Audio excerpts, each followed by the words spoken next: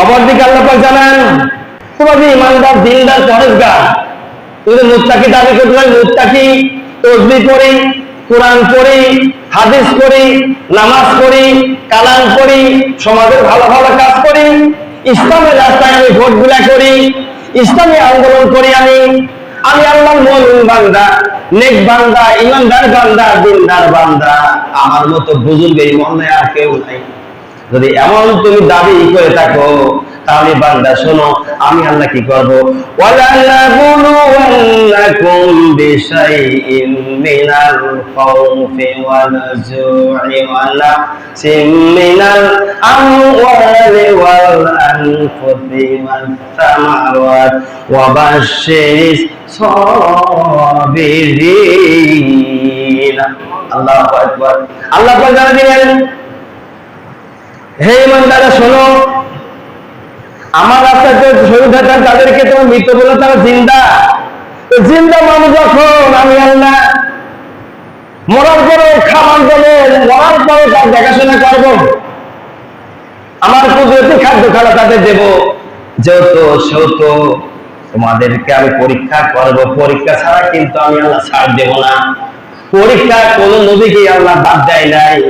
হযরতে আদম আলাইহিস সালাম আদি পিতা, আল্লাহ পাক তাকে থেকে শুরু করিয়ে আমার নবী জনাবি মুহাম্মদ রাসূলুল্লাহ সাল্লাল্লাহু আলাইহি সাল্লাম পর্যন্ত যত নবী দুনিয়ায় আসেন, আল্লাহ পাক সমস্ত নবী রাসূল আম্বিয়া আলাইহিস সালামকে আল্লাহ পাক পরীক্ষা করেছে।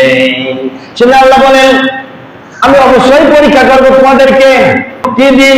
ওয়াজু ভয় দি, আল্লাহ বিসমিল্লাহ আমওয়াল, খুদা এবং ধন সম্পদ, কোরআন, ফল ফলাদি দিয়ে আমি আল্লাহ পরীক্ষা করব। এই যে সম্ভবত 2011 সালে নাটোর জেলায় খুব শিলাবৃষ্টি হয়েছিল।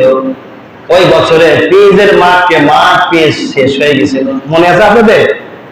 কথা বলেন, মনে আছে? হ্যাঁ, জব জ্বালাবি তো এইসব আমি পেঁয়াজ লাগাইছিলাম না, আমার পেঁয়াজের দৈনিক শেষ হয়ে গেছিল। 2011 সাল সম্ভবত হবে। পেঁয়াজ যখন মাঠের মধ্যে দলে দিয়ে গেল, শিল ফেলায় আল্লাহ পাক। আল্লাহ বলেন, এই কোরআনে কারিমায় সেই কথা বলেছেন, আমি আল্লাহ অবশ্যই তোমাদের পরীক্ষা করব। কি দিয়ে? ক্ষুধা দিয়ে, ভয় দিয়ে, ফলফলাদ দিয়ে আমি আল্লাহ পরীক্ষা করব।